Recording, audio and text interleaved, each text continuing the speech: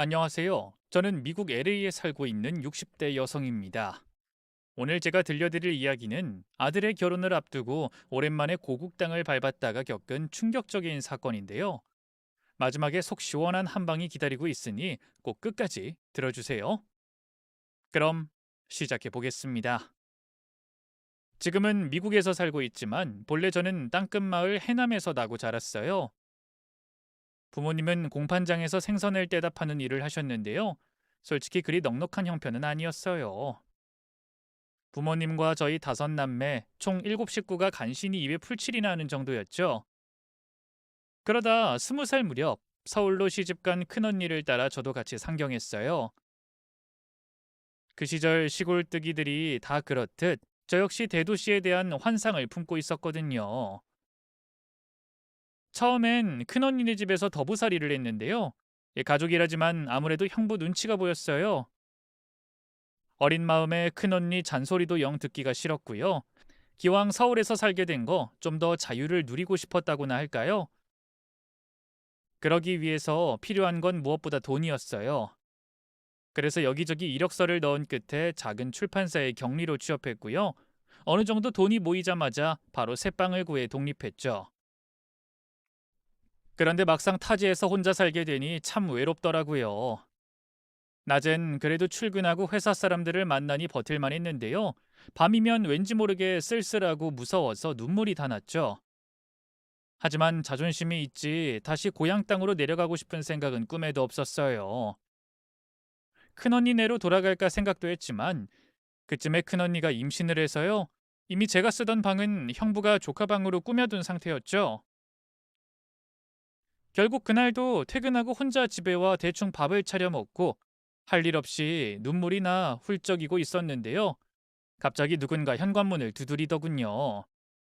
여기요. 지금 집 안에 계시죠? 저 옆집인데 잠깐만 나와 보세요. 방문객의 정체는 다름 아닌 옆집 남자였어요. 늘 무표정한 얼굴에 덩치도 커서 왠지 모르게 위압감을 주던 사람이었죠. 아니, 이 야밤에 저 사람이 왜 왔지? 두려운 마음에 숨죽이고 없는 척했는데요. 그 남자는 좀처럼 갈 생각을 안 했어요. 저기요, 안에 있는 거 다 아니까 잠깐만 나와 보라고요. 그놈의 훌쩍이는 소리 때문에 밤마다 잠을 못 자겠어요. 여기 방음 안 되는 거 뻔히 알면서 왜 맨날 오는 거예요? 참다 참다 더는 못 참겠어서 온 거니까 잠깐만 좀 나와 보라고요. 뒤늦게 아차 싶었어요. 다닥다닥 붙어 있는 단칸방이다 보니 방음이 잘 안 되는 건 알고 있었는데요. 설마 제가 우는 소리까지 고스란히 옆집에 들릴 줄은 꿈에도 몰랐거든요. 창피하기도 하고 미안하기도 해서 얼른 눈물을 닦고 현관문을 열었어요. 저기 죄송해요. 제가 일부러 그런 건 아니고 그렇게 다 들리는지 정말 몰랐어요. 앞으로는 안 올게요. 근데 막상 남자 앞에서 고개 숙여 사과하자니 또다시 눈물이 나는 거예요. 내가 대체 뭘 잘못했다고 눈물 나는 것까지 미안해해야 하나? 나는 마음껏 울지도 못하나? 이런저런 억하심정에 서럽더군요. 또다시 삐쭉삐쭉 눈물이 솟아나 얼른 고개를 돌리자 남자가 긴 한숨을 내셨어요. 아, 미치겠네 정말. 그만 좀 울어요. 이러니까 내가 무슨 나쁜 놈 같잖아요. 도대체 왜 우는 거예요? 뭐 누가 죽었어요? 그게 아니라 너무 외로워서. 뭐요? 너무 외롭다고요. 이럴 줄 알았으면 그냥 큰언니네서 계속 살걸. 아니, 아예 서울로 올라오지 말걸. 맨날 저녁도 혼자 먹어야 되고 퇴근하고 연락해 같이 놀 친구도 없고 너무 외롭고 쓸쓸해요. 저는 아이처럼 엉엉 울면서 제 속을 털어놨어요. 그러자 남자가 황당하다는 듯 저를 보다가 이내 기가 막히다는 듯 헛웃음을 치더군요. 이거 완전 애기네, 애기. 몇 살이에요? 저요? 21살인데요. 아이고, 어리다 어려. 저희 그럼 이렇게 합시다. 앞으로 나랑 저녁도 같이 먹고 퇴근하고 놀기도 하고 그래요. 네? 뜻밖의 제안에 저는 어리둥절한 채 남자를 바라봤어요. 그러자 남자가 답답하다는 듯 다시 입을 열었죠. 외로워서 밤마다 운다며요. 난 그쪽 우는 소리 때문에 밤마다 잠을 못 자겠으니까 내가 안 외롭게 해주겠다고요. 내일 몇 시에 퇴근해요? 같이 저녁 먹읍시다. 내가 살게요. 그렇게 시작된 인연이었어요. 처음엔 정말 이상한 남자다 싶었는데요. 만나면 만날수록 호감이 갔어요. 생긴 건 사나운데 실은 다정하고 잔정도 많고 좋은 사람이었죠. 또 혈기왕성한 젊은이들이 매일 만나 얼굴을 보는데 어떻게 썸씽이 안 생기겠어요? 자연스럽게 저는 그 남자와 사귀게 됐고요. 1년 만에 결혼까지 하게 됐죠. 결혼 생활은 소박했지만 행복했어요. 결혼한 지 2년 만에 생긴 아들과 이듬해 태어난 딸은 무엇과도 바꿀 수 없는 보물이었죠. 남편은 무역회사 영업부에서 일했고 저는 이런저런 부업을 하면서 가정을 일궜는데요. 늘 빠듯한 살림이었지만 성실한 남편 덕분에 큰 걱정 없이 살 수 있었죠. 하지만 평화로운 시간은 그리 길지 않았어요. 갑작스럽게 경제 한파가 닥치면서 남편이 실직하게 됐거든요. 하루아침에 직장을 잃은 남편은 여기저기 이직 자리를 알아봤는데요. 워낙 경기가 침체된 상태라 쉽지 않았어요. 결국 급한 대로 중국집 배달 일을 시작했는데요. 일은 꾸준데 벌이는 적고 무엇보다 혹시라도 남편이 오토바이 타다 사고가 나면 어떡하나 걱정이 컸어요. 비 오는 날엔 하루 종일 가슴이 수런거려서 집안일이 손에 잡히지 않았죠. 실제로 몇 번 작은 사고가 나기도 했었고요. 어느 날엔 남편이 술에 잔뜩 취해 집에 들어왔는데요. 잠든 아이들 얼굴을 보다 말고 갑자기 울기 시작했죠. 여보, 미안해. 내가 더 잘해야 하는데 솔직히 나 너무 힘들어. 하루 종일 오토바이 타고 배달통 들고 다니는 것도 힘들고 사람들이 배달한다고 무시하는 것도 못 견디겠고 나 진짜 못났다. 당신이랑 애들 생각하면 일하는 것만으로도 감사해야 하는데. 남편이 제 앞에서 눈물을 보인 건 처음이었어요. 오죽 힘들면 이럴까 싶어 가슴이 무너져 내리더군요. 저는 다가가 남편을 끌어안고 달랬어요. 못나긴 뭐가 못나. 당신 얼마나 힘든지 내가 다 아는데. 그래도 조금만 버텨보자, 여보. 그럼 언젠가 빚볼 날이 올 거야. 그렇게 위로는 했지만 막막한 현실은 달라지지 않았어요. 아이들은 커가고 생활비는 점점 모자라고 대출금은 매달 목을 조여왔죠. 그러던 중 저희 가족의 운명을 바꿀 기회가 찾아왔어요. 당시 남편 고향 친구가 미국에서 한인마트를 하고 있었는데요. 한국으로 아예 들어오게 되면서 인수할 사람을 찾고 있었어요. 워낙 장사가 잘 돼 넘겨받고 싶다는 사람이 많았는데 그 친구가 남편 힘든 사정을 알고 가게를 저희 가족에게 넘겨주기로 한 거예요. 솔직히 기쁨보단 두려움이 컸어요. 낯선 이국 땅에서 갑자기 가게 운영이라니. 아이들도 다 데리고 아예 살러 가는 건데 과연 잘할 수 있을지 자신이 없더군요. 하지만 남편이 망설이는 저를 적극적으로 설득했어요. 이건 다시 없을 기회야, 여보. 한 달 매출만 우리나라 돈으로 1,000만 원이 넘는데 완전 황금알을 낳는 겁이라고. 글쎄, 난 모르겠어. 가족들도 친구들도 다 여기 있는데 그 사람들 우리 밥 먹여줘? 애들 키우게 돈 줘? 아니잖아. 내가 몇 살까지 배달 일을 할 수 있을 것 같아, 여보. 돈만 있으면 명절 때건 애들 방학 때건 한국은 수시로 들어올 수 있어. 그때 가족들도 친구들도 만나면 되잖아. 애초에 당신도 나도 영어 한마디 못하는데 가서 장사를 어떻게 해. 그거야 공부하면 되지. 가서 직접 몸으로 부딪히면 결국 다 하게 돼 있어. 그리고 미국이 애들 공부하기도 더 좋고 나중에 정착만 잘하면 영주권도 받을 수 있는데 애들 미래에도 그게 훨씬 좋지 않겠어? 그렇게 저희 가족은 한국에서의 생활을 정리하고 미국으로 향했어요. 하지만 두려움 반, 설렘 반으로 밟은 이국 땅에서 저희는 처음부터 절망을 맛봐야만 했습니다. 남편의 고향 친구는 알고 보니 순 사기꾼이었어요. 마트가 목 좋은 곳에 있어 장사가 잘 된다는 것도 월 매출이 1,000만 원을 훌쩍 넘는다는 것도 다 새빨간 거짓말이더군요. 마트는 황량하고 의심연스러운 동네에 있었고요. 거주민들 중 한국인은커녕 동양인이라고는 한 명도 없어서 아무도 마트를 찾지 않았어요. 뭐 지금이야 서양인들도 한국 음식을 K푸드니 뭐니 하면서 좋아하지만 그때만 해도 그렇지 않았거든요. 가난한 나라의 냄새나는 음식이라면서 다 무시했죠. 저희는 그 사실을 알아챘을 때 남편의 고향 친구는 이미 연락두절된 상태였어요. 저희가 마트를 넘겨받으면서 건넸던 전 재산을 들고 한국이 아닌 다른 나라로 도망갔더군요. 경찰에 신고는 해뒀지만 잡을 길이 요원했어요. 남편은 또 한 번 무너져 내렸고 그날 이후 마치 혼이 빠진 사람처럼 멍한 눈으로 앉아 술만 먹기 시작했어요. 집을 구할 돈도 없어 온 가족이 좁디 좁은 마트 창고에서 살았고요. 아이들은 학교도 제대로 갈 수 없었죠. 처음 몇 달간은 저도 아무것도 할 수 없었어요. 매일 아침 마트를 열면 뭐 하나요? 개미 한 마리 찾아오질 않는데. 어쩌다 동네 사람들이 호기심에 가게를 기웃거려도 말이 통하질 않으니 금세 돌아서더군요. 그렇게 카운터에서 할 일 없이 앉아 있다 보면 죽고 싶다는 생각만 들었어요. 내가 뭔 부귀 영화를 누리겠다고 이 머나먼 미국 땅까지 왔을까? 그때 어떻게든 남편을 말렸어야 했는데 앞으로 애들은 또 어떻게 먹여 살려? 막막한 심정에 당장이라도 다시 한국에 돌아가고 싶었는데요. 저희 네 식구 비행기표를 끊을 돈조차 없었어요. 굶어 죽더라도 미국에서 굶어 죽는 수밖에 없었죠. 그렇게 아무 희망도 없이 하루하루를 버티던 어느 날이었어요. 그날도 저녁 때까지 손님이라곤 단 한 명도 들지 않았고요. 아이들이 배가 고프다 보채기에 팔려고 진열해뒀던 라면과 빵을 몇 개 뜯었어요. 그러자 남편이 그 옆에서 말없이 소주병을 꺼내더군요. 이미 며칠째 그랬어요.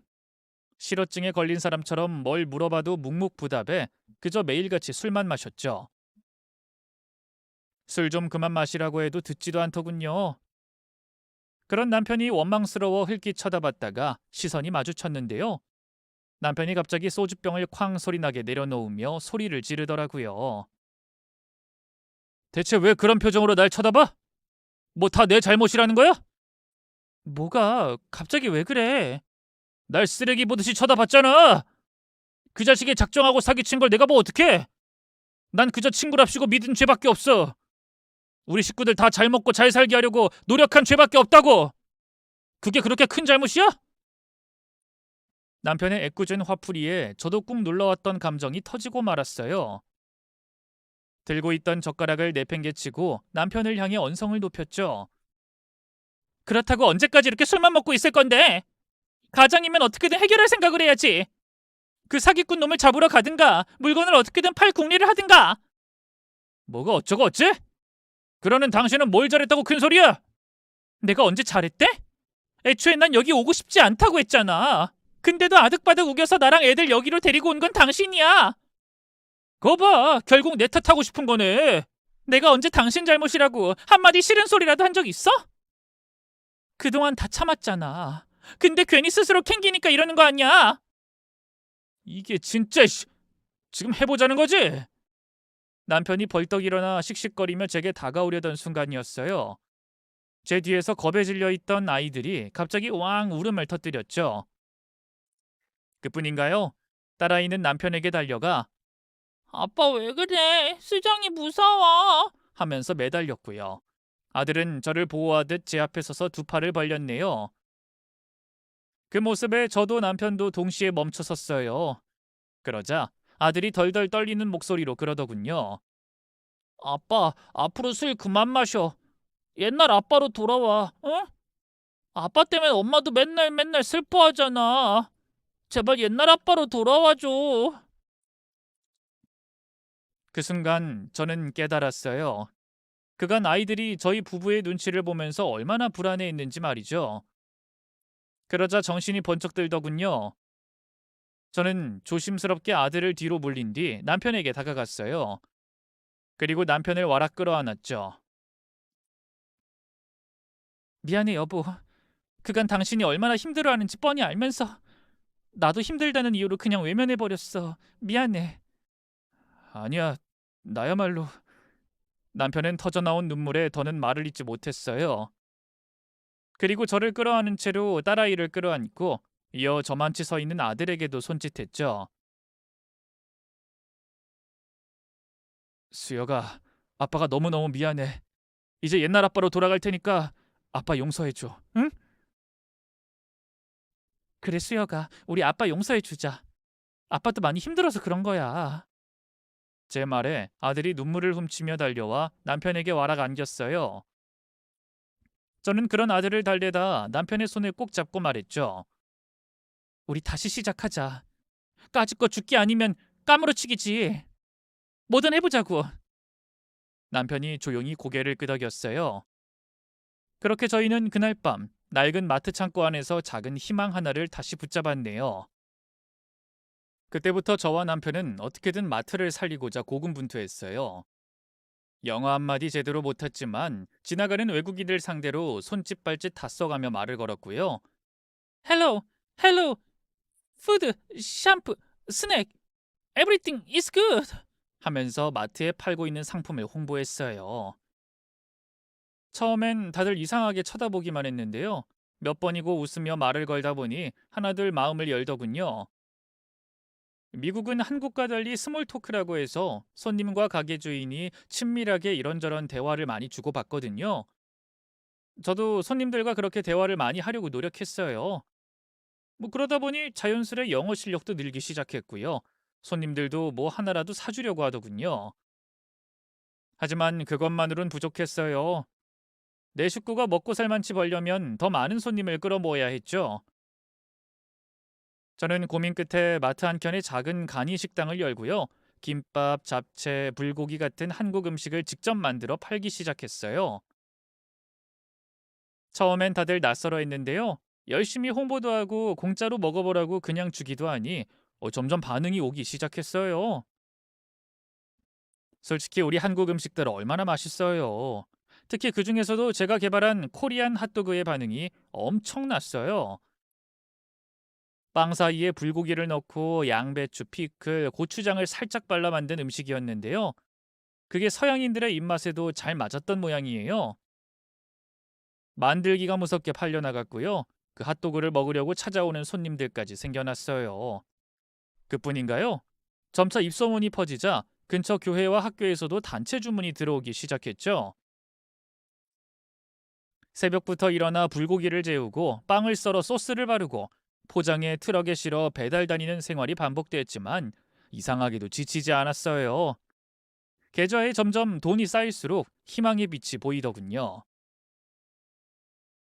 핫도그가 잘 팔려나갈수록 마트 역시 점차 활기를 띠기 시작했어요. 음식을 사러 온 손님들이 그 김에 마트에서 장도 봐갔거든요. 현지에서 먹는 일반적인 식재료도 잘 팔렸지만요. 한국에서 수입해온 과자나 음료수 같은 것도 날개 돋친 듯이 팔리기 시작했죠. 다들 저희 부부 덕분에 한국에 대한 흥미와 호기심이 생긴 거예요. 그렇게 몇 년이 흘렀어요. 하루에 손님 하나 보기도 어려웠던 시절이 무색하게 매일 수천 불 매출을 기록할 정도로 장사가 번창했어요. 저희 가게는 지역 방송에도 현지인이 사랑하는 코리안 마켓으로 소개됐고요. 불고기 핫도그 하나로 프랜차이즈 문의도 들어오기 시작했죠. 언젠가부터 저희 부부는 더 이상 돈 걱정은 하지 않아도 됐어요. 자연스레 아이들에게도 더 많은 걸 해줄 수 있었죠. 딸은 어릴 때부터 그림의 소질이 있어 그쪽으로 재능을 키워주고요. 아들은 공부머리가 있어서 이공계 쪽으로 밀어줬어요. 그 결과 딸은 미국의 유명 미대에 진학했고요. 아들 역시 세계적으로 유명한 공과대학에 합격했답니다. 억소리 나는 등록금이 부담되지 않았던 건 저희 부부가 그간 죽기 살기로 일해 돈을 벌어뒀기 때문이었어요. 졸업 후엔 아이들 스스로 길을 잘 찾아갔어요. 딸은 다니던 대학의 조교수가 됐고요. 아들은 졸업과 동시에 실리콘밸리의 유망 스타트업에 취직했어요. 둘 다 얼마나 자랑스러웠는지 몰라요. 그렇게 저희 가족은 평생 미국에서 뿌리 내리고 살 줄 알았는데요. 뜻밖에도 어느 날 아들이 저희에게 조심스레 말하더군요. 어머니 아버지, 저 한국으로 갈까 해요. 뭐? 갑자기 한국은 왜? 그냥 고국이 그립기도 하고요. 미국 회사 문화는 저랑 잘 안 맞는 것 같아서요. 이직을 고민 중이에요. 처음엔 놀랐어요. 미국 시민권도 갖고 있고 커리어도 잘 쌓고 있던 아들이 갑자기 한국으로 가고 싶다니 맘 같아선 붙잡고 싶었는데요. 언제까지 품 안에 자식일 수 있나요? 이제 다 컸으니 하고 싶은 대로 하라고 응원해 줬죠. 그렇게 아들은 실리콘밸리에서의 삶을 정리하고 한국으로 건너갔고요. 제법 이름난 대기업의 경력직으로 들어갔어요. 사실 저와 남편도 이번 기회에 같이 들어가고 싶었는데요. 아무래도 가게와 기타 벌려놓은 일 때문에 쉽지가 않더군요. 다행히 아들은 한국에서도 홀로 잘 적응하며 지냈어요. 처음엔 걱정이 많았어요. 오랫동안 미국에서만 살았던 아이라 한국의 조직 문화나 인간관계가 낯설고 버겁지 않을까 싶었거든요. 그런데 웬걸요? 아들은 의외로 금세 회사 분위기에 녹아들었고요. 맡은 프로젝트마다 성과를 내더니 금방 회사에서도 인정받기 시작했어요.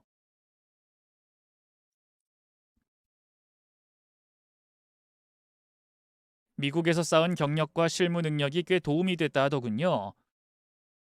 미국에서 죽을 고생한 보람이 영 없는 건 아니구나 싶어서 참 뿌듯했네요. 그러던 어느 날, 평소와 다름없이 저녁 식사 준비를 하던 중 아들에게 전화가 걸려왔어요. 반가운 마음에 받아들었더니 아들이 이런저런 근황을 얘기하다 뜻밖의 말을 하더군요. 어머니 아버지, 저 실은 드릴 말씀이 있어요. 너무 놀라진 마시고요. 어? 얘가 무슨 얘기를 하려고 그래? 괜히 사람 겁나게 해? 혹시 한국에서 무슨 일 있었니? 그런 건 아니고요. 그게 저 결혼하고 싶은 사람이 생겼어요. 그 말에 저도 남편도 순간 얼어붙었죠. 아니 무슨 연애한다 말도 없던 애가 대뜸 결혼하고 싶은 여자가 생겼다니요. 얼떨떨한 얼굴을 하고 있으니 아들이 황급히 덧붙였어요. 아직 오래 만난 건 아니지만요. 제가 확신이 생겨서요. 어머니 아버지께도 꼭 보여드리고 싶어요. 이번 여름 휴가 때 여자친구 데리고 갈게요.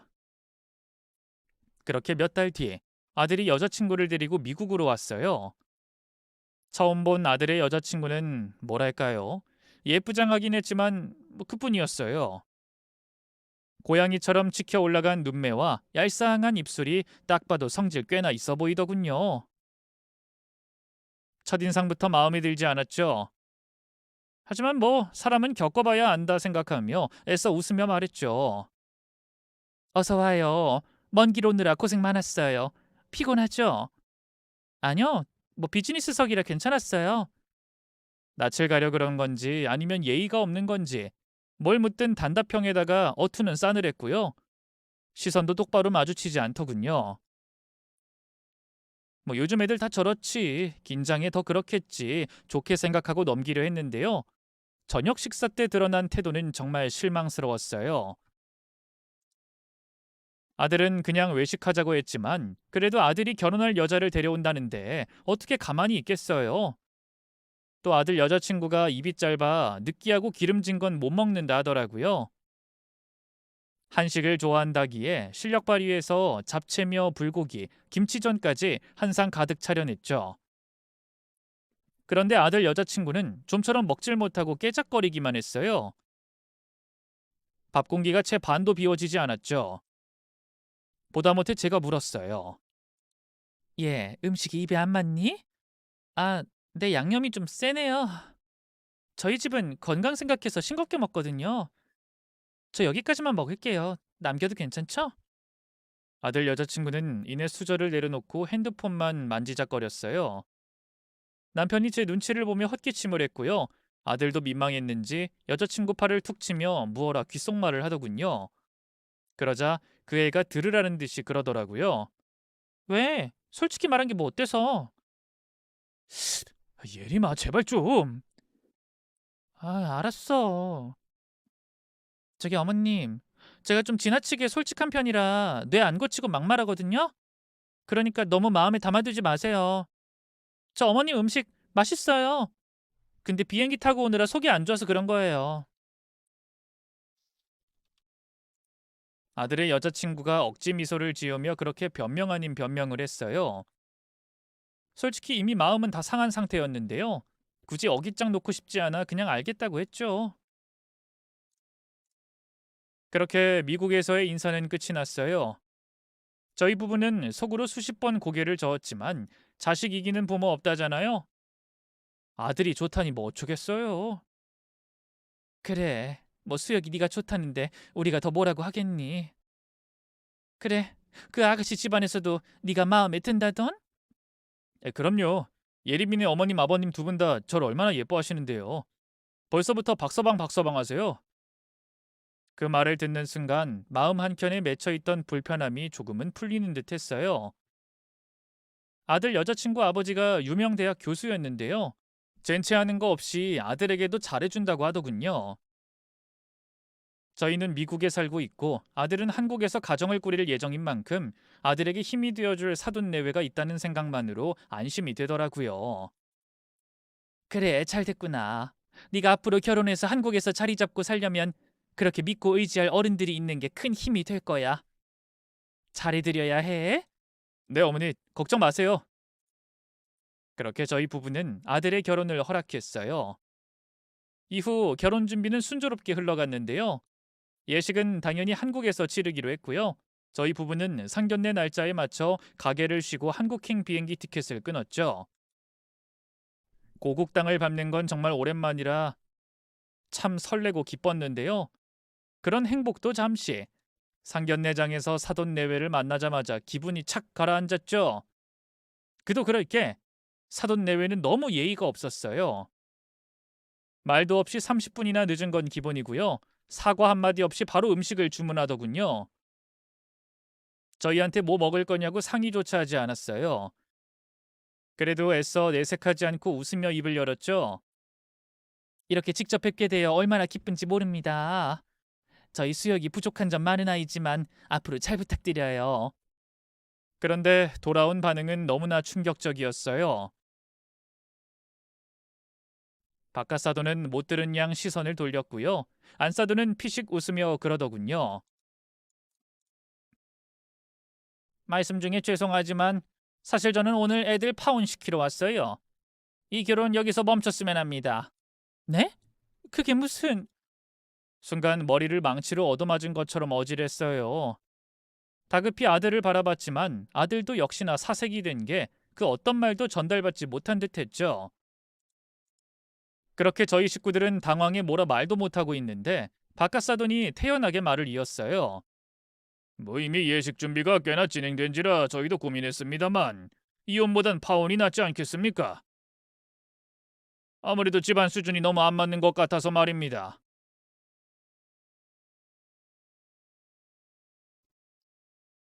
집안 수준이요?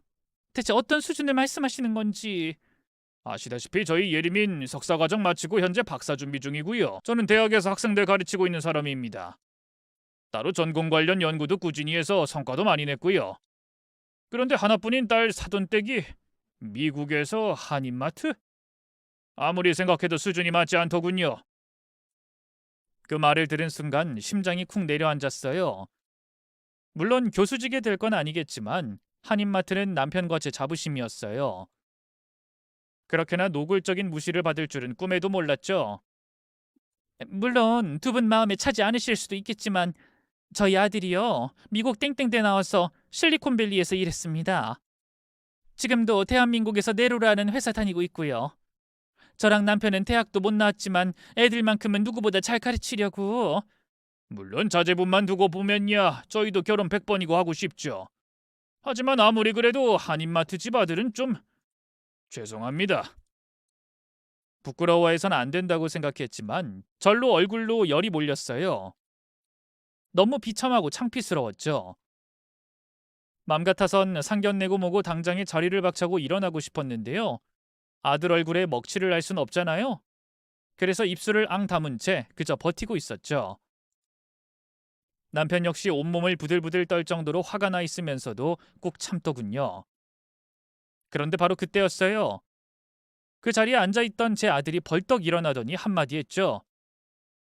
됐습니다. 이 결혼 저도 안 하겠습니다. 저희 부모님을 무시하는 집안에는 저도 장가가고 싶지 않아요. 아니, 못 가요. 그 말에 식당안 공기가 얼어붙었어요. 저희 부부는 물론 예비 며느리까지 화들짝 놀라 입을 벌렸죠. 오빠 지금 뭐 하는 거야? 제발 허락해달라고 빌어도 모자랄 판에 지금 나랑 결혼 안 하겠다고 한 거야? 그래. 내가 계속 얘기했지. 너희 부모님이 알게 모르게 자꾸 다 무시하고 젠치하는 건 괜찮은데 상견례 자리에서까지 우리 부모님한테 그러면 나 가만 안 있겠다고. 하, 가만 안 있으면 어쩔 건데? 오빠 나 사랑한다며. 오빠 부모님보다 내 편 더 들 거라며. 그것도 정도 것이지. 이렇게 대놓고 우리 부모님을 모욕하는데 내가 어떻게 참아? 모욕이라니. 우리 아빠도 그냥 하나뿐인 딸이 결혼한다니 걱정돼서 괜히 저러시는 거잖아. 진짜 파혼하겠다는 게 아니라고.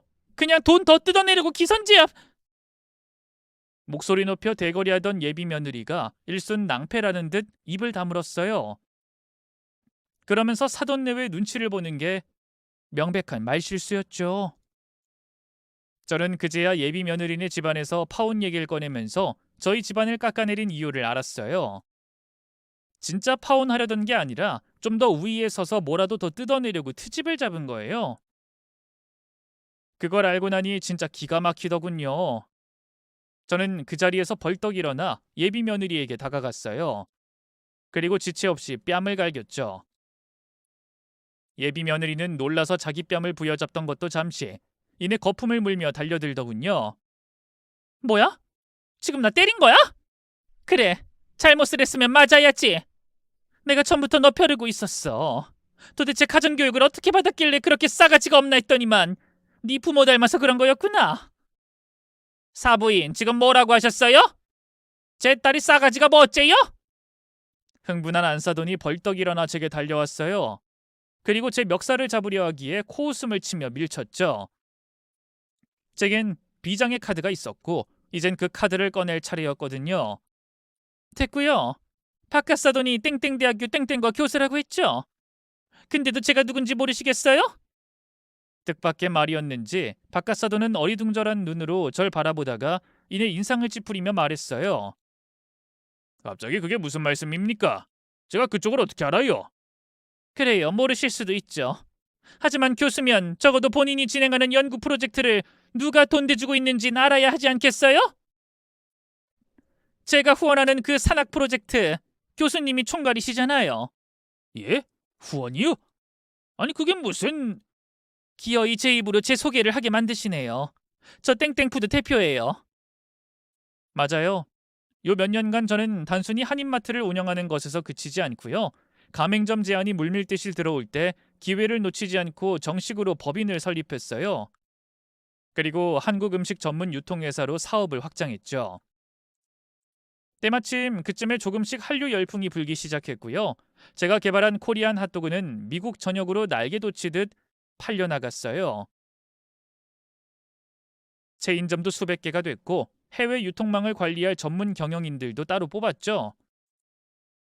정신을 차려보니 어느새 저와 남편은 세계 곳곳에 있는 수백 개의 매장을 운영하는 글로벌 K푸드 회사의 대표가 되어 있었네요. 그뿐인가요? 저는 국위선양하는 마음으로 한국에 있는 대학교 몇 곳과도 산학협력을 맺고 후원 중이었어요. 박카사돈이 일하고 있는 그 대학 역시 제가 후원하는 곳으로 재단 이사장과도 몇 번 얼굴을 본 적이 있었죠. 최근 박카사돈이 진행하던 논문 프로젝트 역시 제 회사에서 돈을 대주고 있었네요. 처음 예비 며느리가 인사와서 박카사돈에 대한 얘기를 했을 때 저와 남편은 바로 그 사실을 알아차렸는데요. 뭐 굳이 얘기하지 않았던 건 예비 며느리가 괜히 거북해할까 봐였어요. 그래서 오늘 상견례 자리에서 조심스럽게 기분 나쁘지 않게 예의를 차려 밝힐 생각이었죠. 그런데 제 얘기를 듣기도 전에 박카사돈이 대뜸 파혼 얘기를 꺼내며 기강을 잡으려 했으니 자승자박이라고 해야 할까요? 어쨌든 제 소개를 들은 박카사돈의 얼굴이 뒤늦게 파랗게 질렸어요. 땡땡푸드 대표님이라면 지금 저희 프로젝트 후원해주고 있는... 잘하시네요. 박카사돈 학교랑 진행하는 식품 바이오 협력 프로젝트 저희 회사에서 매년 5억 이상 투자하고 있고요. 이번 학기에도 지원 심사 중이었는데 교수님 큰 실수하셨네요. 제가 이런 모욕을 듣고 굳이 계속 지원을 해야 할까요? 그 말이 끝나자마자 사돈의 얼굴이 흑빛이 됐어요. 예비 며느리도 안사돈도 입을 틀어막은 채 할 말을 잃었죠. 저는 핸드백에서 명함을 꺼내 테이블 위에 내려놓으며 마지막으로 말했어요. 그래요. 한인마트집 아들은 사위로 드리고 싶지 않다는 그 의견 존중해 드릴게요. 그렇게 고아한 분이시니 당연히 한인마트 사장이 벌어들인 돈으로 연구하고 싶은 마음도 없으시겠죠? 잠깐만요, 사부인. 방금은 제가 실수를... 네, 실수하셨어요. 그리고 분명히 말씀드리는데 그 실수 되돌리실 수 없을 거예요.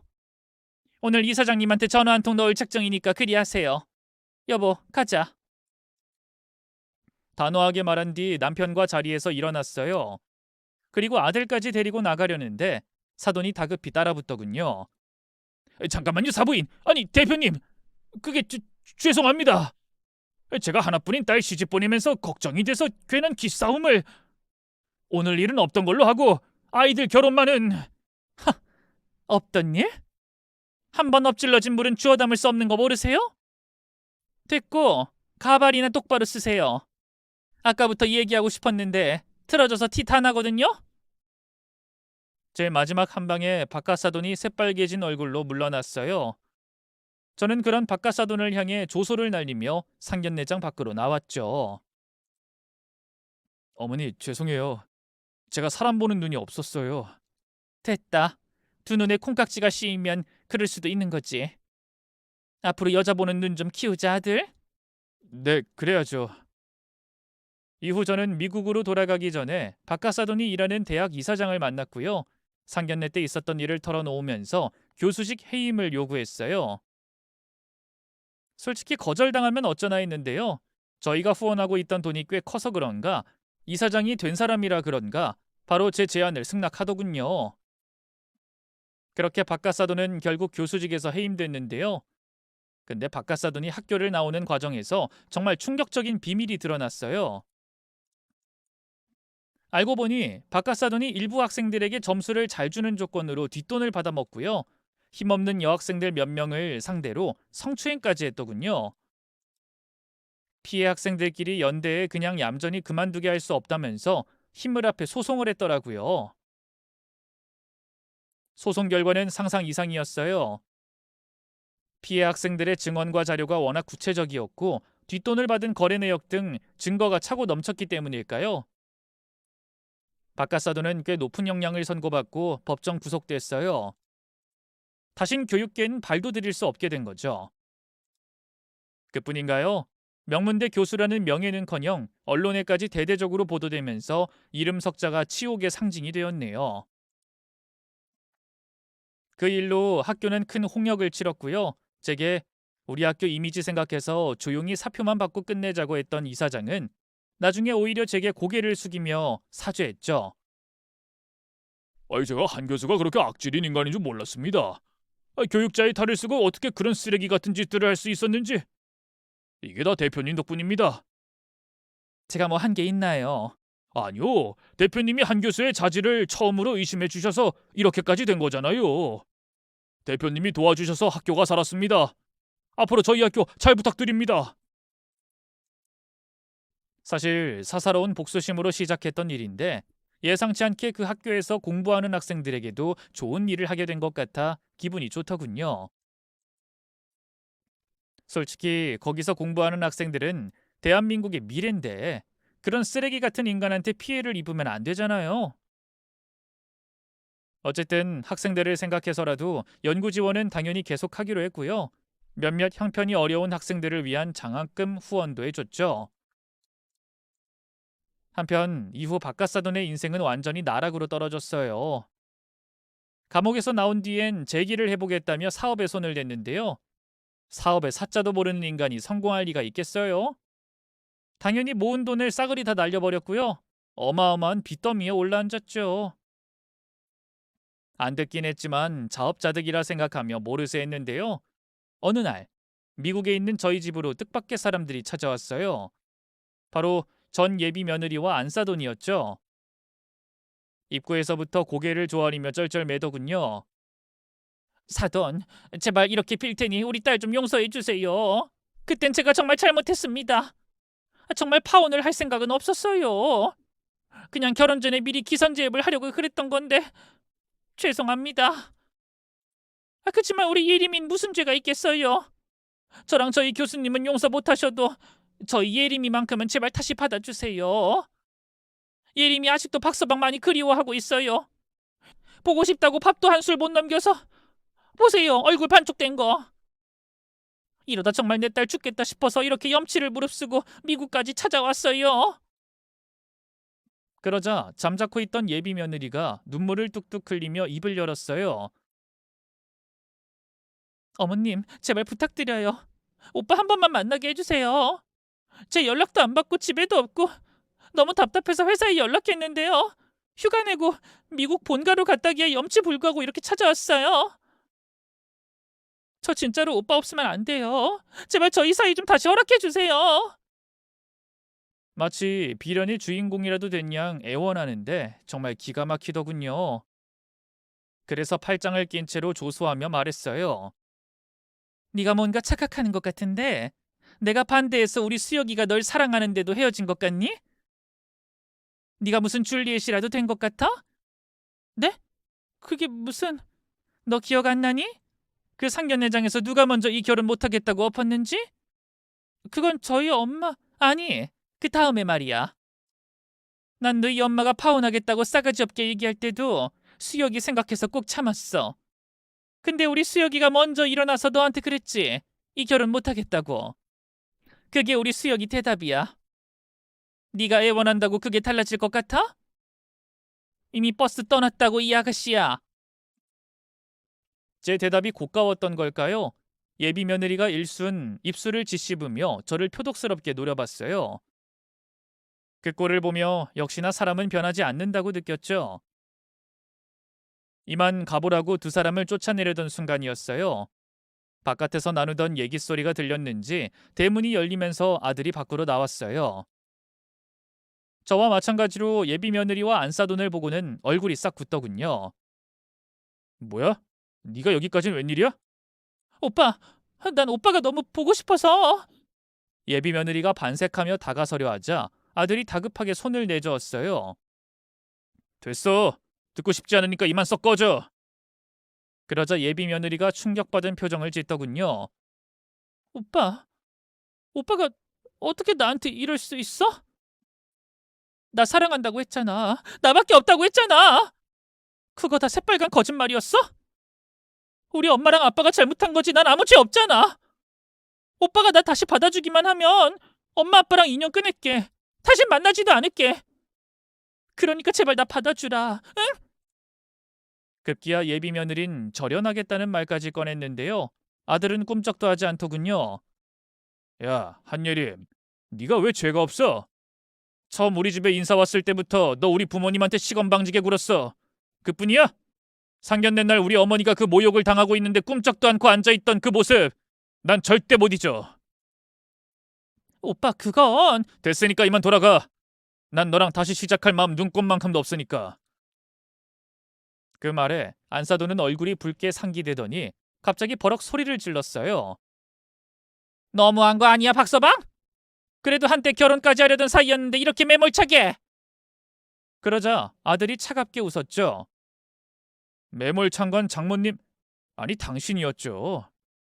이제와 남편이 교수직에서 쫓겨나고 사업 다 말아먹으니까 아쉬워요? 그래서 그 무시하던 한인마트집 아들한테 이렇게 매달리나? 이게 진짜 어디서 건방지게.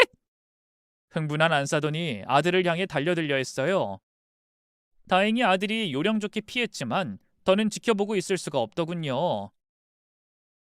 자기 아들이 해코지 당할 뻔했는데 눈이 안 돌 엄마가 어딨어요? 저는 집 안으로 달려들어가 화장실로 들어갔어요. 마침 걸레 빨고 난 구정물이 있기에 그대로 갖고 나와 그 파렴치한 모녀에게 뿌려버렸죠. 이 걸레만도 못한 것들! 이 걸레밥 물이나 처먹고 썩 꺼져! 아! 이게 뭐야? 지금 걸레밥 물을 뿌린 거야? 그래, 어디 이다면 똥물을 뿌려줄까? 이 미친 여자! 놀란 예비 며느리와 안사도는 그대로 주랭랑을 치기 시작했어요. 그 비참한 뒷모습을 보고 있자니 어찌나 속이 시원하던지요.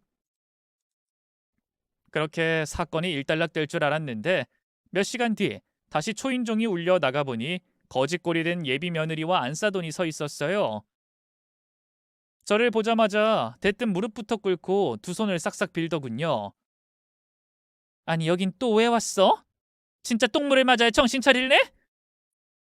그게 아니고요. 실은 저희가 한국 돌아갈 비행기 값이 없어요. 지금 저희 교수님도 빚지고 도망갔고 완전히 파산 상태라 여기 오는 비행기표 끊는 것도 주변 친구들한테 돈 빌려온 거예요.